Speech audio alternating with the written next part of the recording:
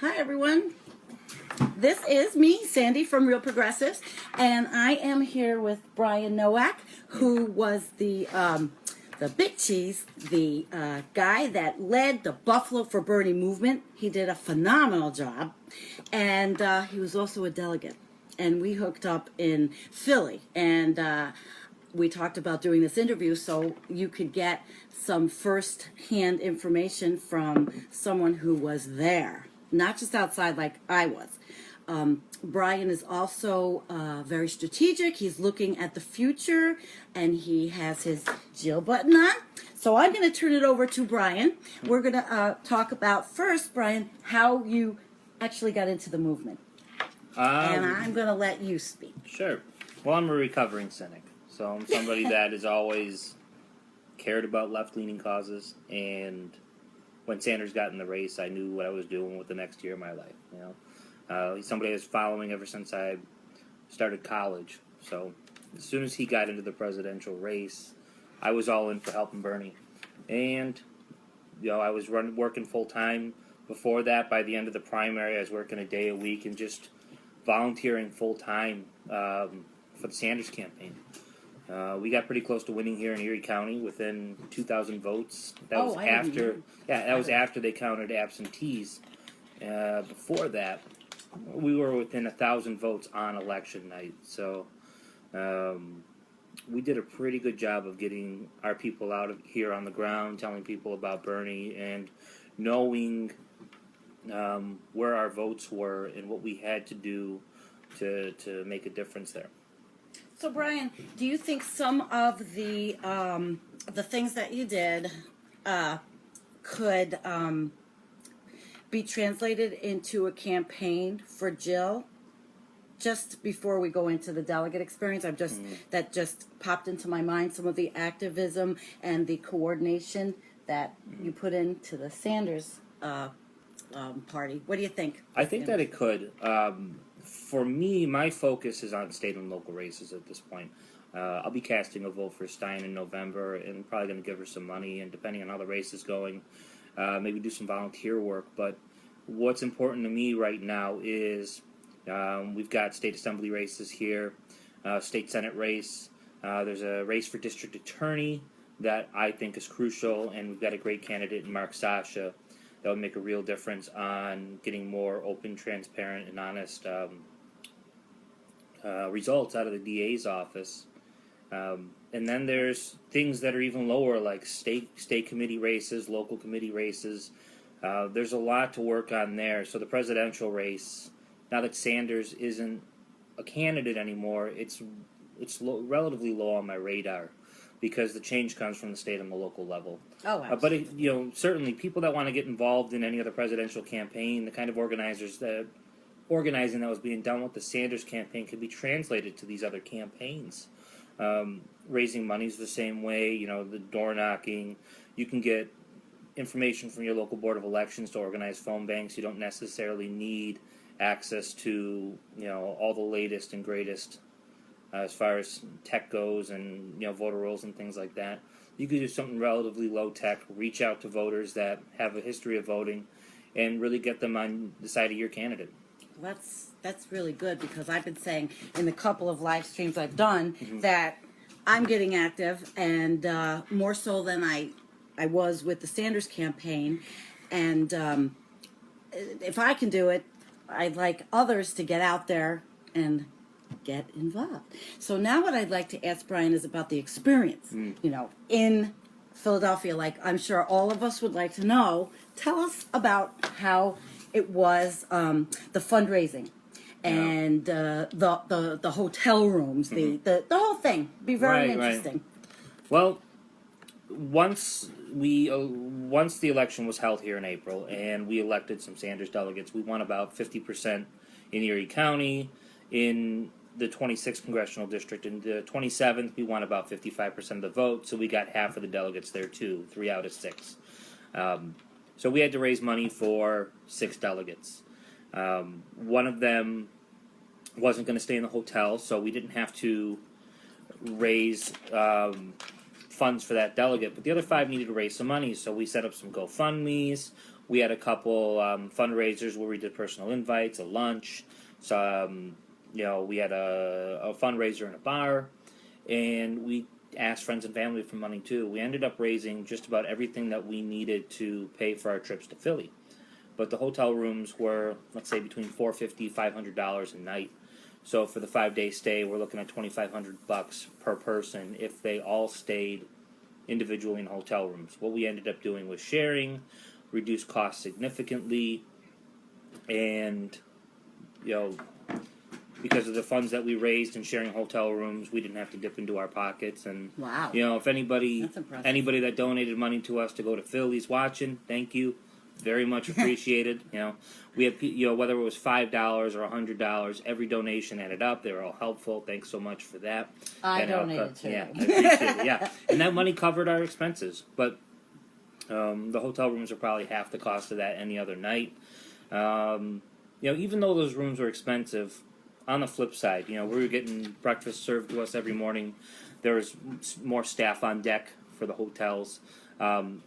So I'm not saying that justifies the cost. What I am saying is that the price hike, you can see that they were turning this into a full service thing. And okay. So you guys, being that you were for Bernie, weren't treated any differently than the Clinton delegates. I would not necessarily. No. Oh, okay. As far as the hotel goes, no. We got just as good service as the Clinton delegates, and we had access to all the same things that they did. As far as hotel service and all that. No, the hotel treated us just fine. The New York delegation did have an issue on Monday morning, I believe it was, securing a room for a delegates meeting. Mm-hmm. And there was an issue with the DNC, with the hotel, kind of blaming each other, saying they didn't have space for us to meet. We ended up using a hallway to do our Monday meeting, but Tuesday, Wednesday, and Thursday, we had a room designated in the hotel for us.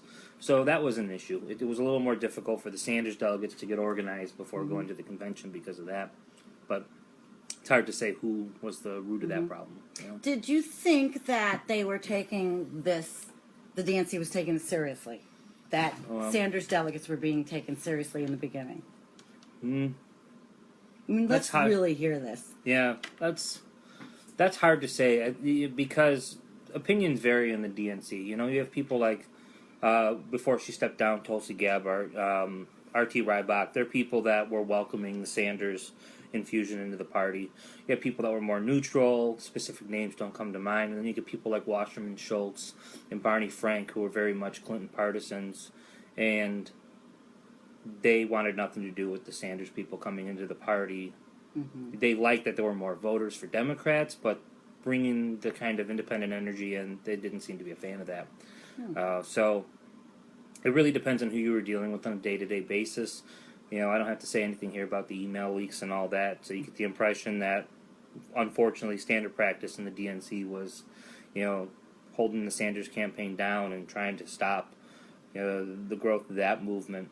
But as far as treatment at the convention by people in the DNC, I don't think that they were treating us badly necessarily. I do think that they were going out of their way to shut down free speech, free expression that was respectful and justified. Things like sign holding. We weren't allowed to hold unapproved signs at the convention. That was, and these are respectful signs, that get to policy issues, Medicare for all, stop TPP, things like that. Couldn't have them up there, Well, the network news showed a little bit, but not much. Not much. Yeah, you see how the networks covered this, and we can go into CNN especially. Okay. They've always had, network news has always had an objective. There's a narrative that they will feed into, and they're trying to get across. Sometimes it's pretty subtle, sometimes it's pretty expansive, but it just seems in the last 30 years that acceptable opinion in the media is getting narrowed more and more, that there's only so much you can talk about. Discussion of foreign policy by commentators now is generally non-existent, I think. So that's one of those things that it doesn't get discussed in media. But when it came to the convention, the narrative was Democratic unity, everybody's together. So anything that looked like disunity, delegates walking out, you underreport that, or you try not to cover it at all. All these signs and protest, people shouting down speakers, don't cover any of it. The idea is to cover up whatever you could, make it look like there's Democratic unity, and not so much write off the Sanders delegates, but try to put forward a narrative as they're all in for Hillary, and essentially selling the American people a bill of goods. Yeah, I mean, we saw that, being on the other side. So, give us a little information about the goings on, like what was a normal day, meetings, and then when it started to get a little sour. Well, Tuesday afternoons when it gets sour, for me at least. But Monday it was a regular, normal day at the convention. It's pretty much waking up, going to breakfast, picking up credentials, which is passed to get into the convention. It's an opportunity to the entire New York State delegation had a breakfast together. There were speakers that we can listen to. It was a chance to network.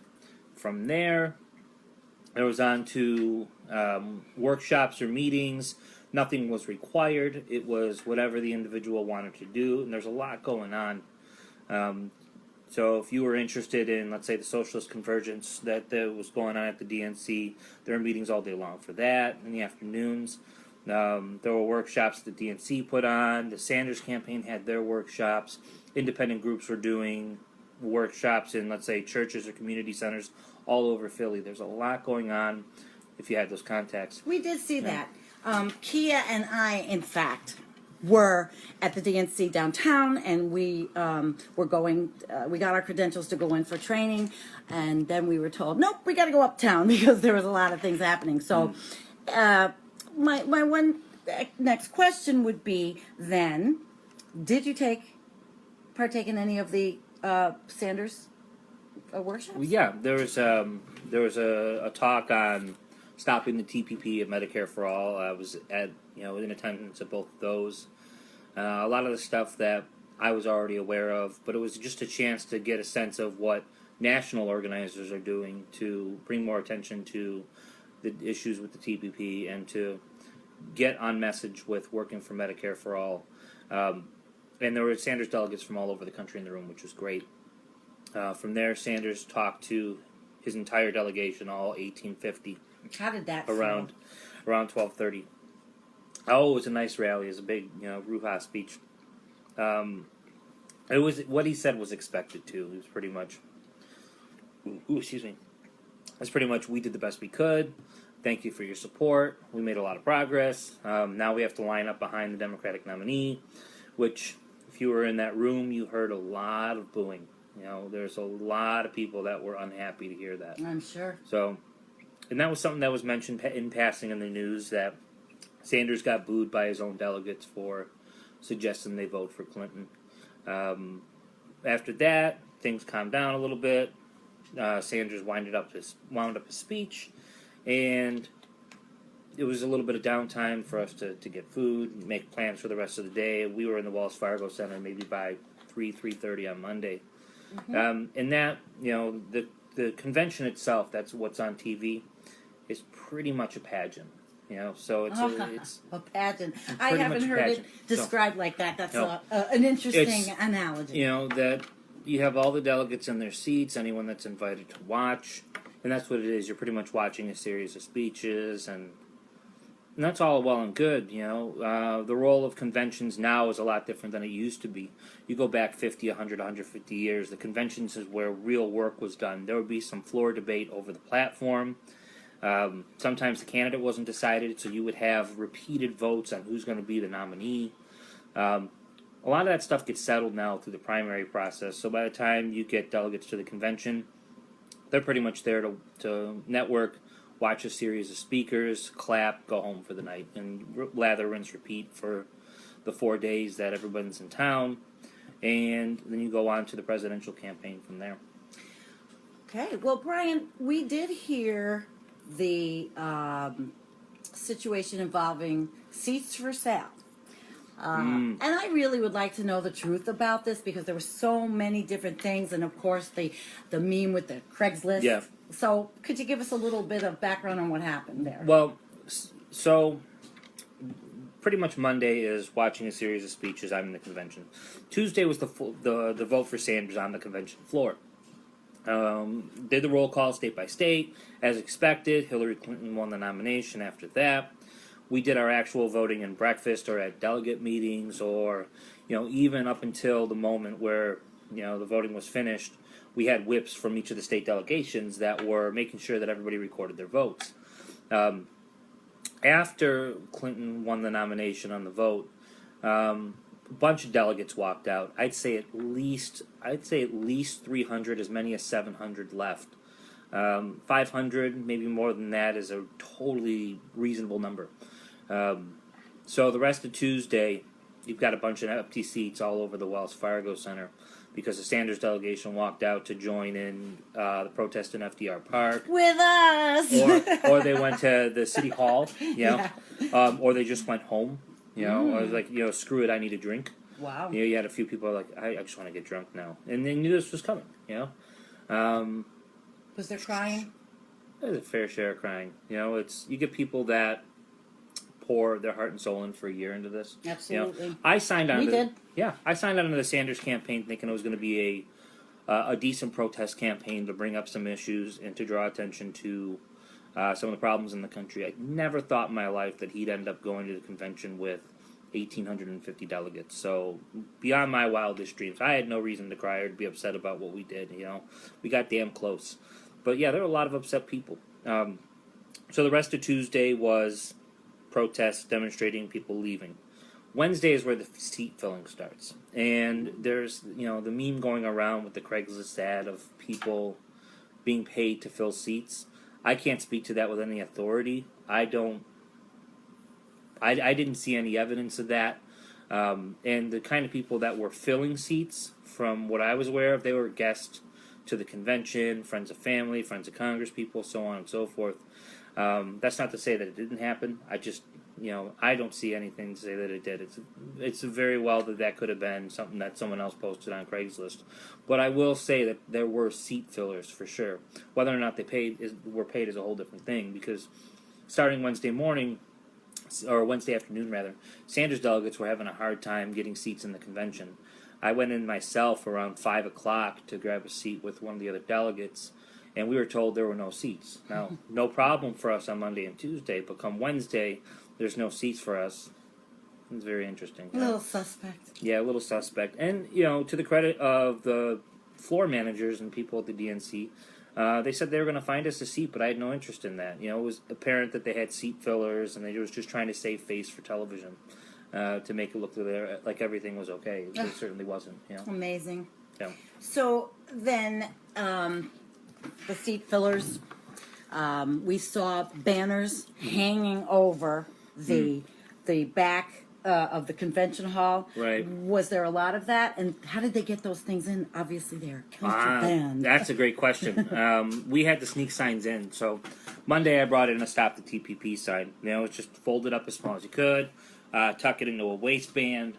You're able to bring it in. But people were sneaking in stacks of signs, and amazing to me how they got this kind of stuff in.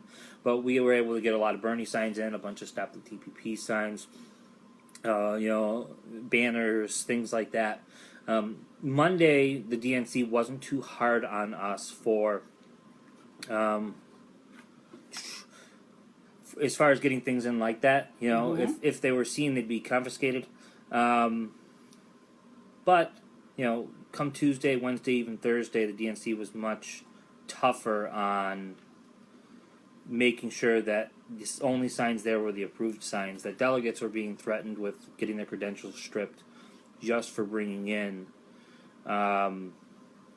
unapproved signs, let's say. So that got much difficult. They wanted everything to be uniform and to present this unity message, and we knew outside that that was not the case. Right, and it's that people weren't getting that impression through the media, but there are, it stands to say that there are a chunk of the Sanders delegates and Sanders supporters that are going to go over and still support the Democratic nominee.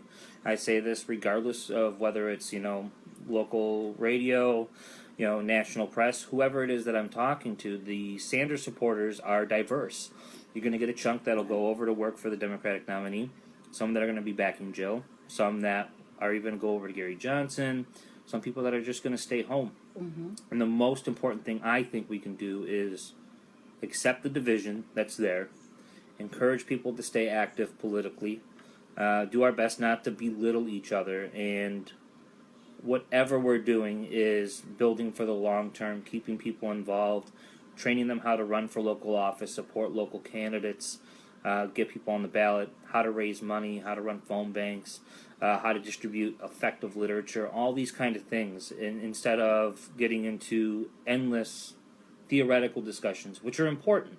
You need to discuss the ideas that people are going to run for office on, but if you don't have the idea, the mechanics of how you get a candidate from being a good idea to winning, I don't want to go so far as to say that candidate shouldn't run, but that's not a viable candidate that can be supported.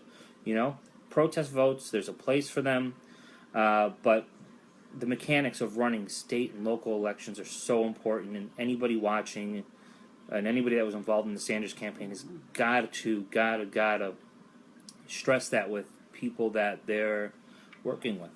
How important that is.